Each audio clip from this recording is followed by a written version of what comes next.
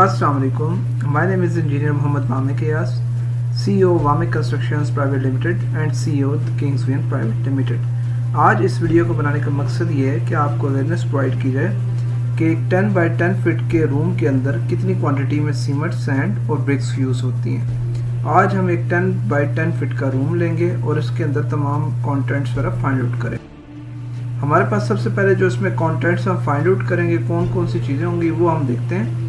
सबसे पहले हम मैप को रीड आउट करेंगे कि मैप को कैसे हम उसको स्टडी कर सकते हैं और फिर उसके ऊपर कैसे हम वर्किंग कर सकते हैं। दैन नेक्स्ट हम मेजरमेंट्स लेंगे अकॉर्डिंग टू मैप और फिर उसके बाद हम उस मेजरमेंट्स के अकॉर्डिंग ये है कि उसका वॉल्यूम और उसका ड्राई वॉल्यूम मोटर का फाइंड आउट करेंगे। फिर हम ratio and sum of ratio find out करेंगे। फिर क्वांटिटीज़ ऑफ ब्रिक हम फाइंड आउट करेंगे। फिर quantity of cement find out करेंगे और लास्ट में हम क्वांटिटी ऑफ सैंड करेंगे। हमारे पास ये जो एक मैप हमें सामने नज़र आ रहा है, ये 10 बाई 10 फुट का रूम है। 10 बाई 10 फुट चूँकि अंदर से अंदर जो इसकी क्वांटिटी होती है 10 फीट ये लंबा होगा और 10 फीट ये चौड़ा होगा। इस तरह ये कमरा है। अब जब हम इस वॉल को सेपरेट करते हैं तो हमने सेपरेट एक एक वॉल को सेपरेट करके उसके अकॉर्डिंग हमें उसकी मेजरमेंट लेनी होगी। तो हम ये कर देते हैं कि जो वॉल 1 है इसको दोनों एजेस से साथ हम मिला लेते हैं। चूँकि ये 9 इंचेस के एजेस होंगे तो अंदर से अंदर ये 10 बाई 10 फीट का रूम है, तो अंदर से अंदर 10 होगा। जब साइड से अपर पोर्शन से हम 9 इंचेस इसमें इंक्लूड करेंगे और लोअर पोर्शन से भी 9 इंचेस इंक्लूड करेंगे तो ये 11 फीट एंड 6 इंचेस हो जाएगा। इस तरह आपको सामने नज़र आ रहा होगा कि वॉल 1 जो हमारे पास है वो 11 फीट एंड 6 इंचेस है। इस तरह जो वॉल 2 है वो भी 11 फीट एंड 6 इंचेस है। इसमें हमने अपर पोर्शन और लोअर पोर्शन 9 इंच का इंक्लूड किया है। जबकि कटने के बाद जो दूसरी वॉल 3 और 4 है वो 10 फीट ही रह जाएंगी, इसलिए कोई चीज़ उसमें ऐड नहीं करनी। तो ये हमारे पास वॉल्स को हमने पहले तो ये है कि काट दिया, काट कर हम उसकी अलग मेजरमेंट्स ले लेंगे।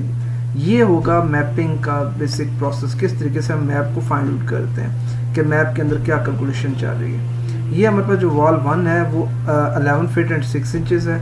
वॉल 2 भी 11 फीट एंड 6 इंचेस है। वॉल 3 जो है वो 10 फीट की हमने कट करके रखी है और वॉल 4 भी जो है वो 10 फीट की कट करके रखी है।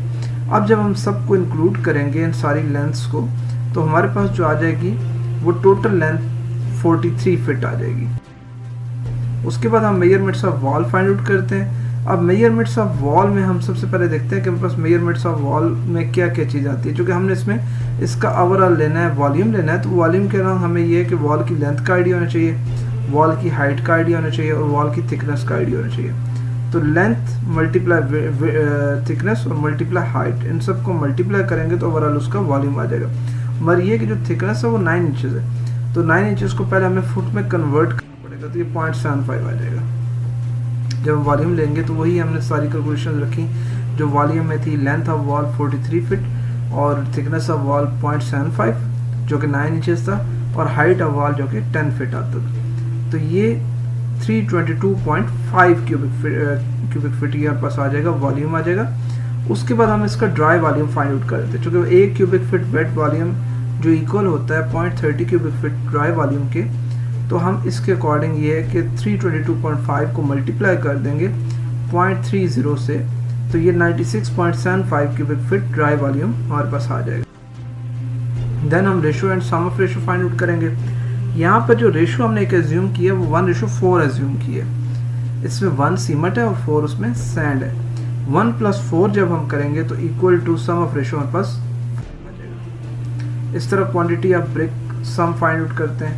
तो हमारे पास वॉल्यूम ऑफ वॉल जो था 322.5 क्यूबिक फीट आ रहा था, इसको हम डायरेक्ट मल्टीप्लाई कर देंगे 13.5 से। चूँकि 1 क्यूबिक फीट में 13.5 ब्रिक्स यूज़ होती हैं, तो जब हम 322.5 को मल्टीप्लाई 13.5 से कर देंगे तो हमारे पास 4353.75 टोटल ब्रिक्स निकलेंगी।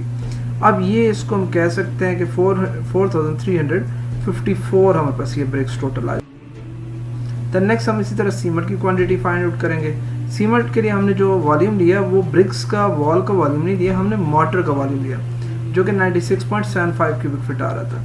अब हमने ये किया कि वही formula content is equal to ratio over sum multiply volume, तो हमने सीमेंट की जो रेशो 1 आ रही थी डिवाइड बाय सम 5 आ रहा था, मल्टीप्लाई 96.75, तो ये 19.35 क्यूबिक फीट सीमेंट का बड़ा वॉल्यूम निकल आया। जबकि सीमेंट अब क्यूबिक फीट्स में तो नहीं मिलता बाजार में, तो इसलिए हम इसको बैग्स में कन्वर्ट करेंगे। तो एक बैग जो होगा 1.25 क्यूबिक फीट का होगा, तो हमने इसको ये कर दिया कि डायरेक्टली डिवाइड कर दिया 19.35 को 1.25 से, तो हमारे पास सीमेंट बैग्स में आ जाएगा 15.48 बैग सीमेंट के यूज।